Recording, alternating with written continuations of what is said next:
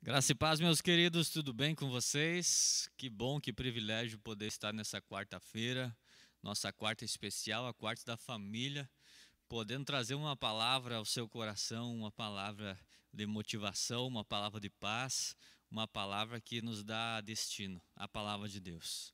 Vamos, antes de nós compartilhar a palavra dessa noite, essa noite maravilhosa, vamos ter um tempo de oração, pedir que o Espírito Santo ministre essa palavra no nosso coração. Nós não conseguiremos entender nada se o Espírito Santo não assim ministrar ela ao nosso coração. Pai, nós te louvamos, te agradecemos por essa noite maravilhosa. Te louvamos pela tua palavra, que é poderosa, que é viva, que é suficiente. Abençoa, Pai, essa noite, esse tempo que vamos ter aqui em comunhão com a tua palavra, em nome de Jesus. Amém e graças a Deus.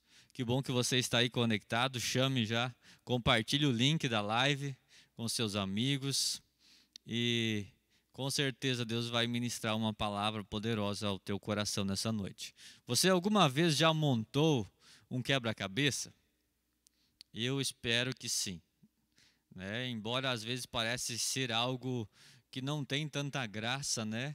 Mas é algo muito legal, é uma terapia muito boa, ainda mais nesses dias de isolamento social, nesses dias onde alguns momentos a gente não pode sair, não pode estar com muitas pessoas. Lá em casa nós montamos esse quebra-cabeça aqui, talvez você não consiga ver de longe, mas é um quebra-cabeça. Se nós focarmos bem, você vai ver que ele é um quebra-cabeça de 1.000 peças. Levamos alguns dias ou semanas para montar ele, claro que não todo dia, não todo o tempo, né? Conforme o nosso tempinho, toda a família algum dia ia ali colocava uma peça, outro dia duas. Tinha dias que nós ficávamos horas sem colocar nenhuma peça, não rendia, não achávamos a peça, né? Então é maravilhoso fazer isso. Além da gente ter uma terapia, ter um tempo em família, poder ver que cada dia vai crescendo, aquela vai ganhando forma. Então é muito bom. O que esse quebra-cabeça tem a ver com a palavra de hoje? Tem tudo a ver. Um quebra-cabeça fala de algo que ainda não está formado, algo em formação, algo que está quebrado e cada peça vai montando até que se arrume aquilo que estava quebrado, até que dê forma para aquilo que não estava em forma. Nós estamos falando há alguns dias, algumas semanas sobre identidade. E eu não sei se você reparou, mas cada quarta-feira e nos domingos a palavra principal do nosso culto, e na quarta nós trazíamos o resumo. Nós estávamos colocando uma peça nesse quebra-cabeça chamado identidade.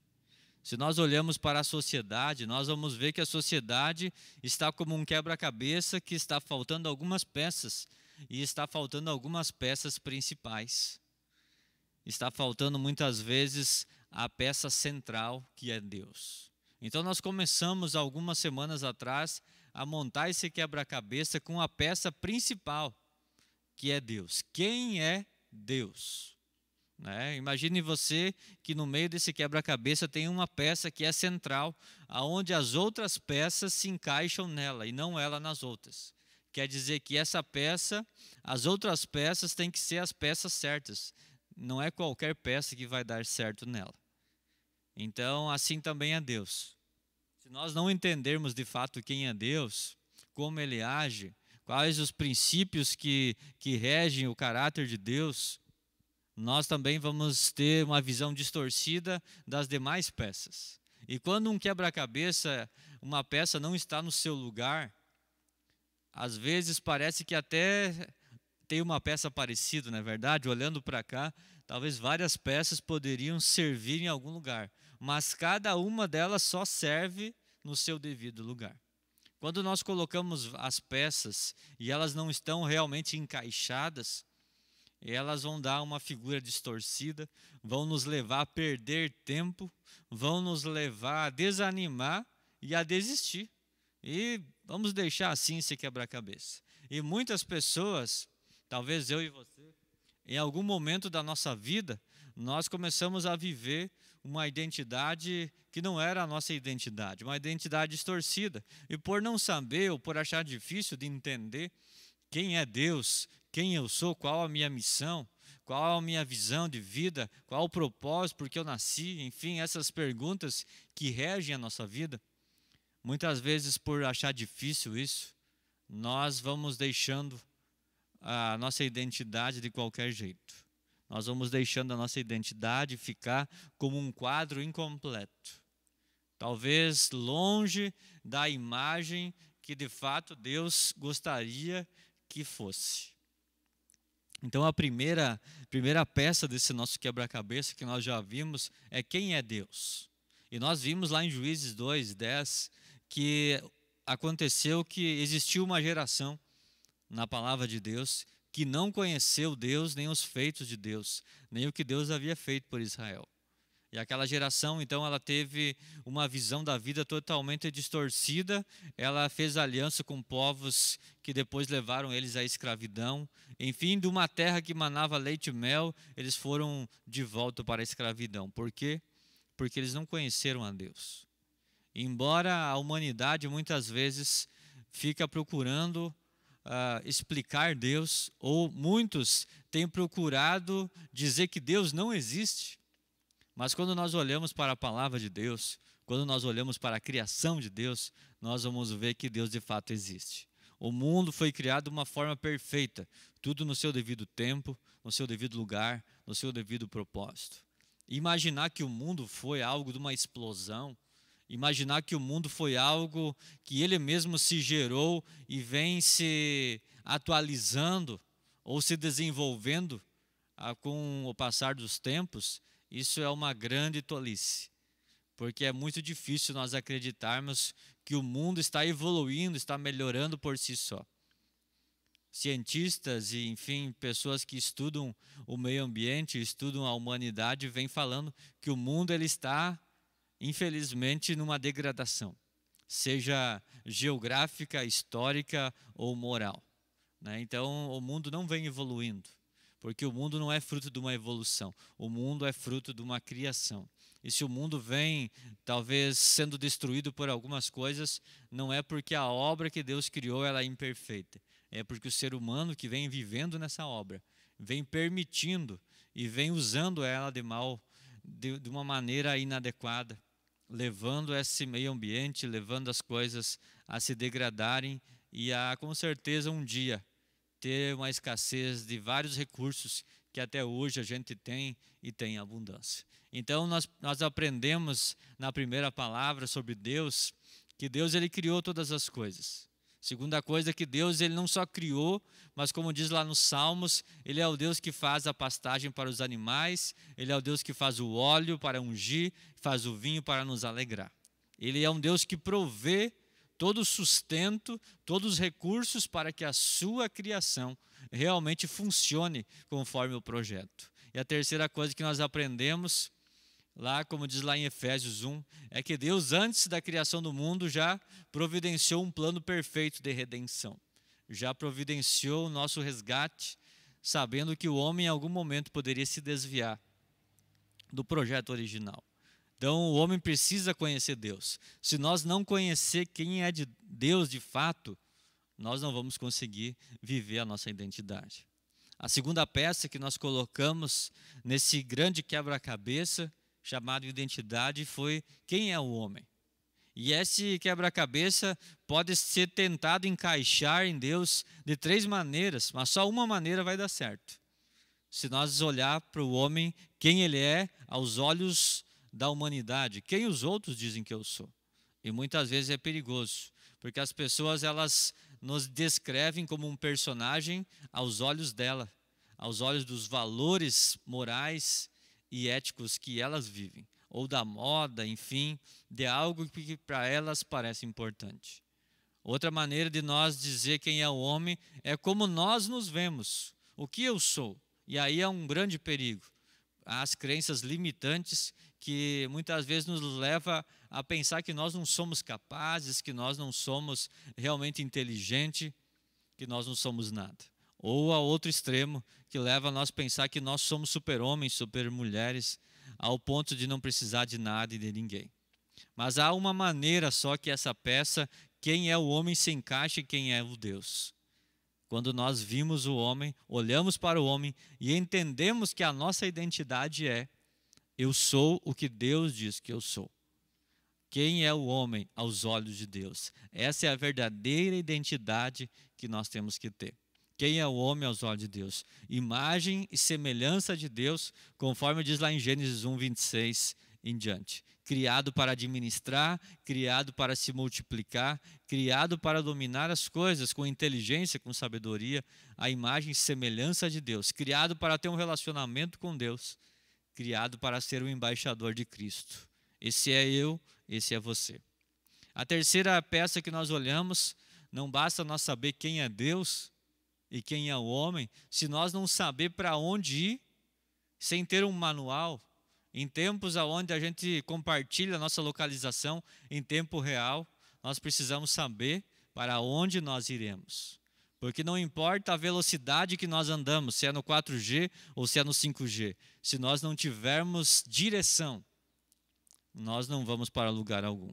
Nós precisamos saber, nós precisamos ter direção para onde nós vamos. E a palavra de Deus, a Bíblia Sagrada, ela é o nosso manual, ela é o nosso GPS.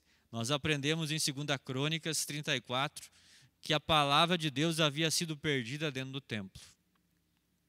Pois é, eles acharam a palavra de Deus. E quando acharam a palavra de Deus, aconteceu um avivamento no tempo daquele rei, do rei Josias. Eles acharam a palavra, o rei, então proclama a todo o povo. E todo o povo se junta na praça. E todo o povo busca a Deus.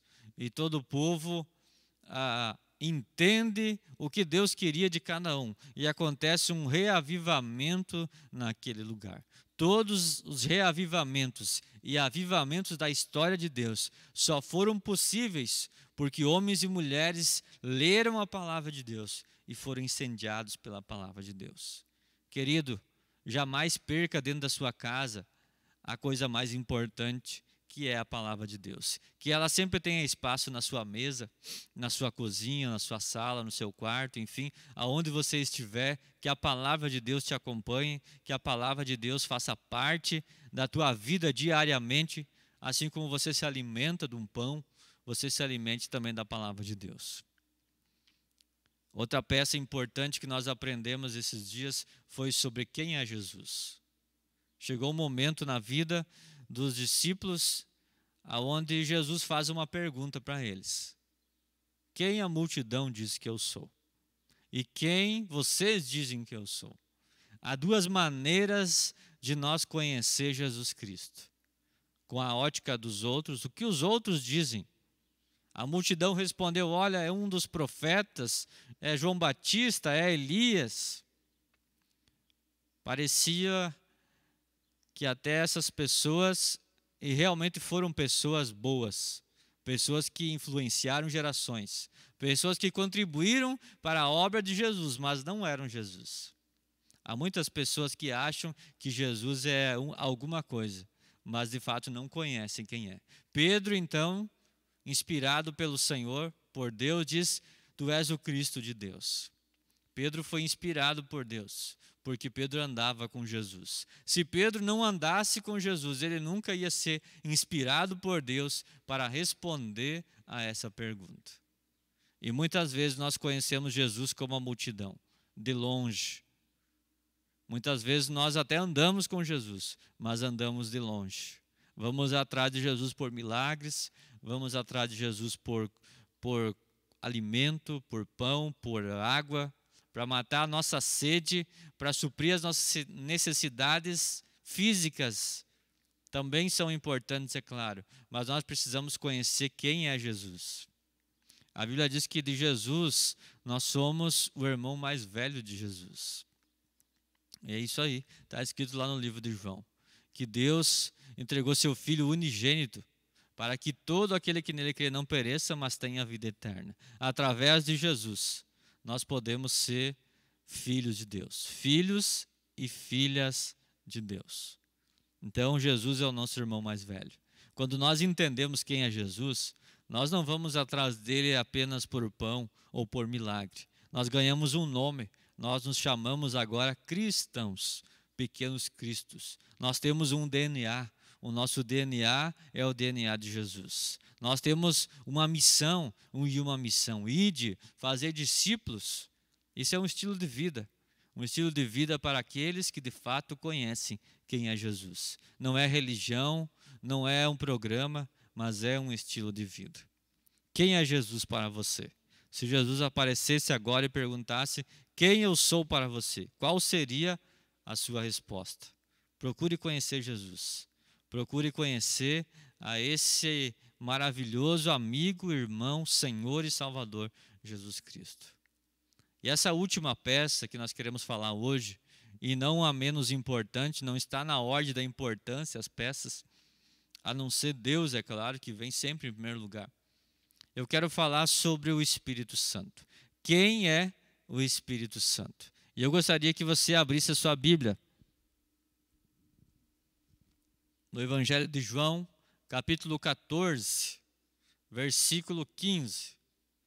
Evangelho de João, capítulo 14, versículo 15, que diz assim: se vocês me amam, obedecerão os meus mandamentos, e eu pedirei ao Pai, e Ele dará a você outro conselheiro para estar com vocês para sempre, o Espírito da verdade. O mundo não pode recebê-lo, porque não o veem nem o conhece, mas vocês o conhecem, pois ele vive com vocês e estará com vocês. Não os deixarei órfãos, voltarei para vocês. E ainda, João 16, versículo 5. João 16, versículo 5, fala sobre a obra do Espírito Santo. Agora que eu vou para aquele que me enviou, nenhum de vocês me pergunta para onde vais, porque faleis essas coisas, o coração de vocês se encheu de tristeza, mas eu afirmo que é para o bem de vocês que eu vou.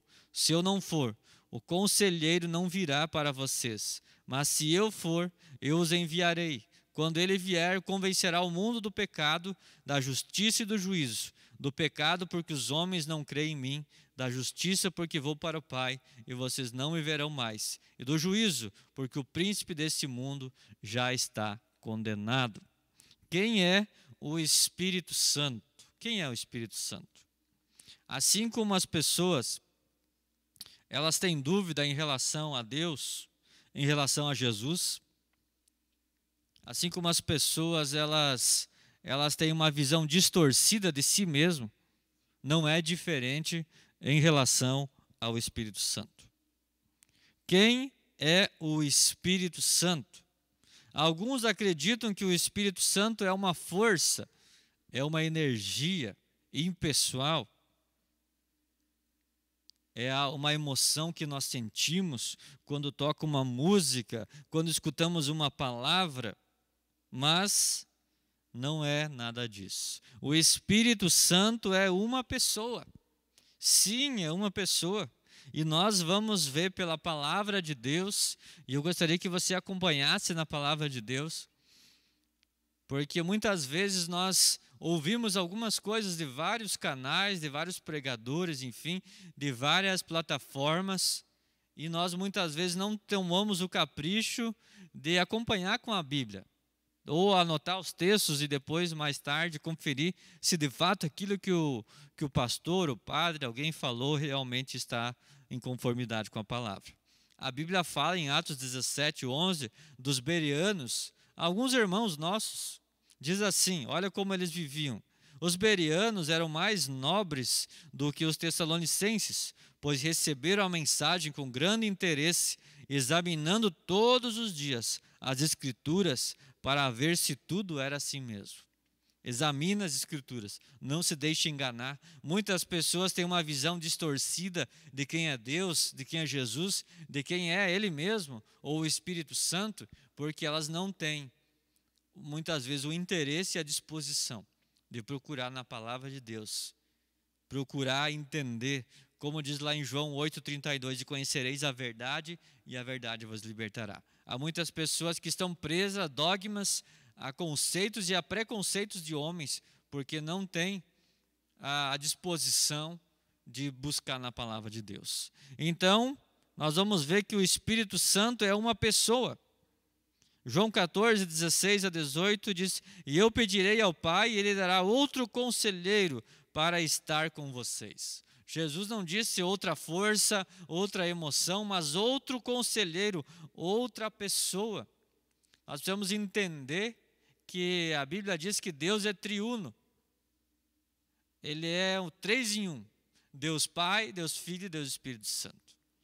Jesus, quando disse aos seus discípulos: ide por todo o mundo, ensinando, batizando, disse: batizem as pessoas em nome do Pai, do Filho e do Espírito Santo. O Espírito Santo, ele tem os mesmos atributos que tem o Pai, que tem Jesus Cristo. Então merece e é digno do mesmo amor, da mesma adoração e da mesma honra. É o Espírito Santo que Jesus prometeu que viria habitar em nós. Quando Jesus subiu, ele disse: olha, eu não vou deixar vocês órfãos, mas eu vou mandar o outro conselheiro. Quem é esse outro conselheiro? O Espírito Santo, o Espírito da verdade. E eu quero falar que o Espírito Santo, como pessoa, ele tem algumas características. Ele fala, ele pensa, ele sente e ele tem vontade. Ele fala, Atos 13, 2 diz: enquanto adoravam ao Senhor e jejuavam, disse o Espírito Santo: separem-me Barnabé e Saulo para a obra que eu os tenho chamado. O Espírito Santo falou: separe esses dois, que eu vou usar eles. Não foi uma emoção, não foi um vento, mas foi uma voz, foi algo audível, o Espírito Santo falou. Também diz em 1 Coríntios 2,10 que o Espírito Santo pensa, compreende e sonda as coisas de Deus. Então o Espírito Santo tem um intelecto. Diz assim: mas Deus o revelou a nós por meio do Espírito. O Espírito sonda todas as coisas, até mesmo as coisas mais profundas de Deus. Pois quem dentre os homens conhece as coisas do homem, a não ser o Espírito do homem que nele está? Da mesma forma, ninguém conhece as coisas de Deus, a não ser o Espírito de Deus. Outra coisa, Deus sente. Se Deus pensa, se o Espírito Santo pensa, se o Espírito Santo fala, ele também sente. Efésios 4,30 diz: não entristeçam o Espírito Santo de Deus, com o qual vocês foram selados para o dia da redenção. Então ele sente ciúmes. Cada vez que nós fizemos algo que não agrada a ele, ou não demos atenção a ele, damos mais atenção a outras coisas do que a ele, ele tem ciúmes de nós. Olha que interessante. Ele também tem vontade. O Espírito Santo toma decisões dando a conhecer a sua vontade. Atos 16, 7. Quando chegaram à fronteira de Mísia, tentaram entrar na Bitínia, mas o Espírito de Jesus os impediu. Quem é o Espírito de Jesus? O Espírito Santo. Você conseguiu entender? Tem muitos textos que você pode pesquisar referente ao Espírito Santo. Mas por que o Espírito Santo de fato veio? Existem razões por que ele veio. Primeiro, ele veio para testemunhar de Jesus a todos os seres humanos. João 15, 26, quando vier o conselheiro, que eu enviarei da parte do Pai, o Espírito da verdade, que provém do Pai, ele testemunhará a meu respeito. Ele vai falar de Jesus. O Espírito Santo não vai falar de si mesmo, não vai falar de outra coisa, ele vai testemunhar de Jesus Cristo. O Espírito Santo também nos ensina a orar. Quantas vezes nós achamos que estamos orando bonito, fizemos uma pose, enfim, decoramos algumas palavras bonitas e às vezes parece que a nossa oração nem passa da sala que nós estamos. Outras vezes estamos chorando, estamos em prantos, muitas vezes não sabemos o que falar e parece que a nossa oração de fato chegou até Deus.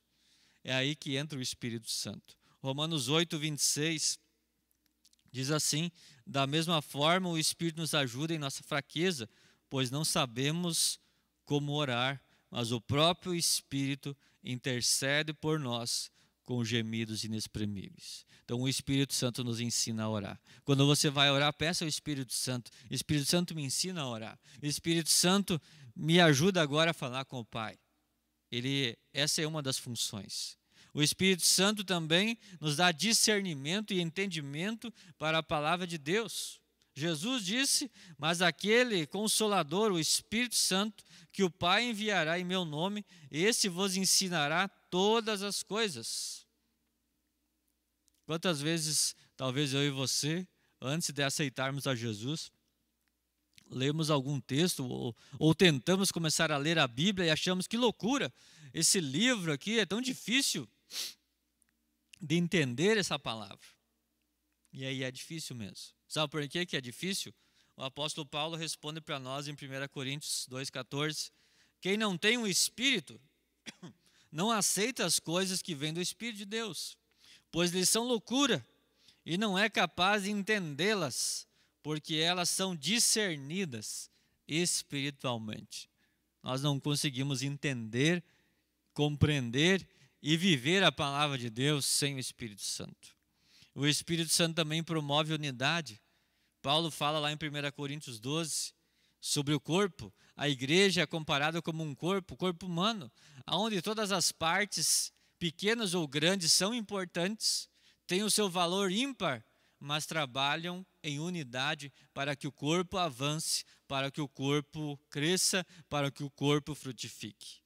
Assim ele diz, um profetiza, o outro tem profecias, o outro tem espírito de revelação, o outro ensina, o outro ajuda, o outro estende a mão, enfim, tem vários ministérios, mas todos são dirigidos, orientados e entregados pelo mesmo Espírito, ou seja, o Espírito Santo. Você conseguiu entender esse quebra-cabeça? Quem é Deus? Quem é o homem? O que nos orienta? O que nos move? Qual o nosso GPS? Quem é Jesus? E quem é o Espírito Santo? Entendendo esses 5 elementos da nossa identidade, nós vamos começar a entender que nós de fato somos filhos e filhas de Deus. Nós vamos entender por que Jesus Cristo disse: aquele que crê em mim fará as obras que eu faço e maiores farão. Porque nós entendemos agora que o Espírito Santo habita em mim. Ele me ensina a orar, ele me ensina a entender a palavra, é ele que promove a unidade, é ele que me revela como está a minha vida, é ele que me dá as coordenadas para entender a palavra de Deus. Nós começamos a entender, tudo começa a fazer sentido. Porque eu preciso do meu irmão, porque eu preciso ter comunhão, porque eu faço parte de um corpo. Eu não sou um membro isolado. Não existe um cristão viver de uma forma isolada. Você já viu um pé andar sozinho? Ou um dedo andar sozinho por aí? Tudo que é amputado do corpo, ele morre. Morre, não dura. E muitas vezes até uns transplantes, dependendo a situação, tem rejeição. Nós somos formados uma grande família, um corpo. Nenhuma parte é mais importante do que a outra. Todos nós somos importantes. Nós fizemos parte de uma família de Deus. Querido, agora que nós entendemos que eu e você, pela graça de Deus, somos filhos de Deus, temos uma identidade, nós vamos entender por que Jesus nos chama de sacerdócio real, nação santa. Nós vamos entender que atrás de nós há uma multidão de pessoas a serem alcançadas. Porque eu e você podemos ser a resposta, podemos ser a continuidade e devemos ser a continuidade daquilo que Jesus começou a fazer, daquilo que ele ensinou aos seus discípulos, daquilo que as pessoas vieram aprendendo até nós. Que bom poder ter passado esse tempo. Se você perdeu uma das palavras, você pode ir lá no YouTube, na nossa página, no nosso canal. Você pode olhar todas as palavras lá, tem os textos. Se você quiser que eu mande alguma informação para você, eu posso mandar também. Deixe o seu contato aí nos comentários, que eu mando para você as palavras e você vai poder então, com calma, assistir uma a uma e descobrir que você é algo extraordinário, algo único, criado à imagem e semelhança de Deus. Vamos orar juntos? Senhor Deus, obrigado por essa noite tão maravilhosa. Obrigado por essa palavra, pela identidade que temos em Ti. Abençoa esse lar, meu Deus. Abençoa essa família, esse irmão, essa irmã, esses amigos que estão nos assistindo, que a tua presença seja sobre a vida deles. E se alguém ainda não te conhece como Senhor e Salvador, que hoje pudesse, através do Espírito Santo, ser convencido e começar a viver de fato uma identidade de filho e filha de Deus. Abençoe cada um, Pai. Obrigado, Senhor, por essa noite tão especial, em nome de Jesus. Amém e graças a Deus. Deus abençoe você, Deus abençoe sua casa. Lembrando essa semana, então, domingo, nossa celebração 20 horas, sábado 20 horas com a nossa GID presencial e online também. Não perca, né? Nosso culto, por enquanto, está confirmado presencial domingo e online, tá bom? 20 horas. Vamos fazer uma grande festa aqui. Você é bem-vindo em nome de Jesus. Deus abençoe você e até mais.